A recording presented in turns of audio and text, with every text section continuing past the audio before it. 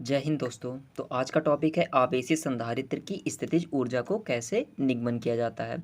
इसमें हमारे तीन फार्मूले बन जाते हैं। पहला फार्मूला होता है U बराबर हाफ क्यू स्क्वायर अपान में सी। दूसरा फार्मूला होता है U बराबर हाफ सी वी स्क्वायर। तीसरा फार्मूला होता है U बराबर हाफ वी क्यू। सबसे पहले आप ये समझिए कि आवेशित संधारित्र, इसमें इसका मतलब क्या होता है। संधारित्र हम पिछले वीडियो में देखा था हमने। संधारित्र का मतलब है एक चालक, वो कितने आवेश को ग्रहण करता है वही उसकी धारिता होती है। इतना हम वहाँ पढ़ चुके थे। अब स्थितिज ऊर्जा आप समझ लीजिए, कोई भी बॉडी अगर रेस्ट पोजीशन पर होती है, मतलब विरामावस्था में होती है, तो उसके पास जितनी भी ऊर्जा होती है उसे उसकी स्थितिज ऊर्जा कहा जाता है। यहाँ पर हम एक संधारित्र लेंगे या फिर आप किसी चालक को मान सकते हैं, उसमें हम आवेश देंगे। आवेश कैसे दिया जाता है, धनावेशित स्रोत होता है, उसके माध्यम से आवेश दिया जा सकता है। तो इस तरीके से देखिए, मैंने एक कैपेसिटर ले रखा है आपको समझाने के लिए। जब इस कैपेसिटर को हम क्यों कूलाम की यहाँ पर आवेश देते हैं, तो इसके प्लेटों के बीच में जो विभवांतर है वो V उत्पन्न हो जाता है। अगर इस कैपेसिटर या संधारित्र की धारिता को हम कैपिटल C माने, तो इसके अंदर से फार्मूले को निकाल सकते हैं। तो आगे देखते हैं। तो दोस्तों आप ये समझिएगा, जब हम किसी चालक या संधारित्र को आवेश देते हैं तो हमें कुछ ना कुछ कार्य करना पड़ता है। क्यों?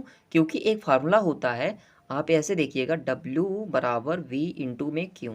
अगर आप किसी भी संधारित्र को आवेशित करेंगे, क्योंकि आवेश देंगे तो उसमें कुछ ना कुछ कार्य होगा, W। तो वही कहा गया है कि किसी चालक को आवेशित करने में किया गया कार्य उस चालक में स्थितिज ऊर्जा के रूप में संचित हो जाता है। तो ये लाइन आपको याद रखनी है। बाकी जितना मैंने आपको बताया है वही सेम लाइन मैंने यहाँ पर लिखी है। यहाँ पर आप क्या कहेंगे कि एक चालक लिया है जिसकी धारिता C है, चालक को स्मॉल क्यों आवेश दिया गया है और उसके प्लेटों के बीच उत्पन्न विभवांतर V है। तो हम यहाँ पर फार्मूला जानते हैं कि विभव या विभवांतर बराबर आवेश बटे में C होता है। इतना आप समझ गए। तो फ्रेंड्स, आपको सबसे पहले ये समझना होगा कि स्थितिज ऊर्जा को निकालने के लिए हमें किन चीज़ों की ज़रूरत होती है। तो आपको 3 स्टेप में मैं ये चीज़ें बताने वाला हूँ। पहले स्टेप में आपको विभवांतर निकालना होता है, जो कि हमने देखा कि V बराबर Q बटे C आ चुका है। दूसरे स्टेप में हमको कार्य निकालना होगा, वो भी सूक्ष्म कार्य, इसीलिए मैंने इसके आगे D लगाया है। तो फिजिक्स में जिस भी क्वांटिटी के आगे या फिर जिस भी भौतिक राशि के आगे आपको D लिखा मिले, तो आप समझ लीजिए कि वो सूक्ष्म की बात हो रही है। तो यहाँ पर DW होगा। फिर इसी DW को निकाल करके हम इसका इंटीग्रेशन कर देते हैं तो हमको कैपिटल W मिल जाता है। तो संपूर्ण कार्य मिल जाता है। इसी संपूर्ण कार्य को हम स्थितिज ऊर्जा से दिखाते हैं।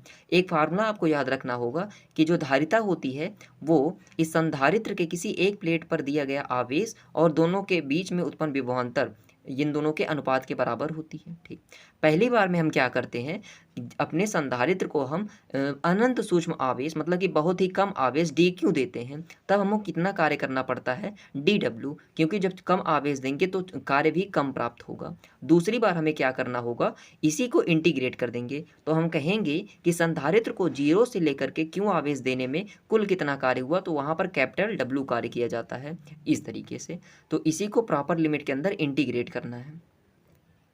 आपको मानना होगा कि चालक को अनंत सूक्ष्म आवेश DQ देने में किया गया कार्य DW हो। तो हम जानते हैं कि DW बराबर, मान लीजिए, विभव गुणे आवेश है, क्योंकि W बराबर विभव V इंटू Q होता ही है। आगे हमने विभव की जगह पर V और आवेश की जगह DQ रख दिया है। और V बराबर हमने पीछे देखा था कि Q बटे C होता है। यहाँ पर मैं लिख देता हूँ V बराबर Q बटे में C। तो उसको हमने यहाँ पर रख दिया V की जगह पर। अब हम वही काम करेंगे, संधारित्र को शून्य से ये स्मॉल क्यू आवेश देने में किया गया कार्य कितना होगा, इंटीग्रेशन मैंने कहा था करना पड़ेगा आपको। तो दोनों पक्षों का आप समाकलन कर दीजिएगा प्रॉपर लिमिट के अंदर। चूंकि ये कार्य है तो इसकी लिमिट जो हो जाएगी 0 से कैपिटल W हो जाएगी। चूंकि ये आवेश है तो इसकी लिमिट शून्य से यहाँ पर क्यों हो जाएगी। ठीक, हम जानते हैं कि इंटीग्रेशन डिफरेंशिएशन एक दूसरे को कैंसिल कर देते हैं, तो यहाँ कैपिटल W बराबर, यहाँ पर देखिए C जो है धारिता वो बदलेगी नहीं, कांस्टेंट है 1/C। इंटीग्रेशन यहाँ भी आप लिमिट लगा सकते हैं 0 से क्यों, तो यहाँ पर Q इंटू DQ आ गया। अब देखिए इसका इंटीग्रेशन कैसे करेंगे, एक फार्मूला होता है समाकलन x की पावर n dx बराबर x की पावर n+1 अपान में n+1। तो देखिए हमारे पास, हमारे केस में क्या है, हम यहाँ पर इंटीग्रेशन तो करेंगे और ये x की जगह पर हमारे पास है q और उसकी पावर n ना होकर के है 1 और ये है dx। तो इसका इंटीग्रेशन कैसे होगा, देखिए यहाँ पर x लिखना था, मतलब कि हम क्यों लिखेंगे, ठीक। अब इसकी पावर कितनी है, n की जगह पर है 1, उस पावर में कितना ऐड करना है, 1 ऐड कर देना है, ठीक। और नीचे क्या करना है, n+1 मतलब 1 1 2, तो हमें क्या मिल जाएगा, q² बटे में 2, सॉरी इस तरीके से यहाँ n की जगह पर 1 था, फिर प्लस में 1 यहाँ से हमें ऐड करना था, और जितना हमें ये पावर रहेगी वही चीज़ नीचे रहती है इस तरीके से। तो हम लिख सकते हैं हमारा इन दोनों को, ये दोनों लाइन आपकी एक्स्ट्रा है, आप इसको बगल में करिएगा। फिर W बराबर 1/c, यहाँ पर इस पूरे का हमने इंटीग्रेशन कर दिया तो q² बटे में 2 मिला, ये देखिए इंटीग्रेशन। और लिमिट क्या थी, 0 से q, ये q क्या है इसकी अपर, और ये 0 है इसकी लोअर लिमिट। अब इसकी लिमिट हमको ओपन करनी है, इससे पहले हम इस कांस्टेंट टर्म को बाहर ले लेते हैं। तो कांस्टेंट है इसमें 2, तो ये हो जाएगा 1/2c, और ये हो जाएगा q², इसकी लिमिट 0 से लेकर के q तक। चलिए अब इसकी लिमिट को हम लोग ओपन करते हैं, तो 1/2c। अब देखिए जहाँ क्यू है, एक बार आपको अपर लिमिट की जगह क्यू रखना होगा, तो अब ये जो पावर थी, पावर भी ऐसे लगा दीजिएगा माइनस में। दूसरी जगह पर लोअर लिमिट कितनी है, 0 है, तो 0 रखते हैं, और पावर कितनी है, 2 है, 2 रख दीजिएगा। मतलब क्यू की जगह पर एक बार ये वाला क्यू, और इसी क्यू की जगह पर एक बार 0, और बीच में माइनस रखना होता है। तो अगर आप इसको ओपन करेंगे तो 1/2c इंटू में आपको ये q² तो मिलेगा ही मिलेगा।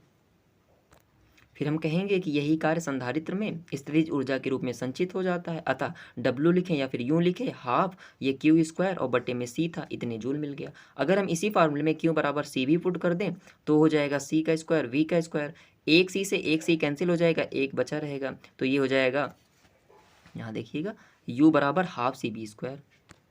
अब जो हमें मिला है कि हाफ cv², अब इस c की जगह पर हम क्या रख सकते हैं, q बटे में v, तो हमने c की जगह पर q बटे v रखा, एक v से एक v कैंसिल, एक बचा हुआ है, तो लास्ट फार्मूला u बराबर हाफ qv। अगर वीडियो आपको अच्छा लगा हो तो चैनल को लाइक सब्सक्राइब कीजिएगा। थैंक्स, जय हिंद।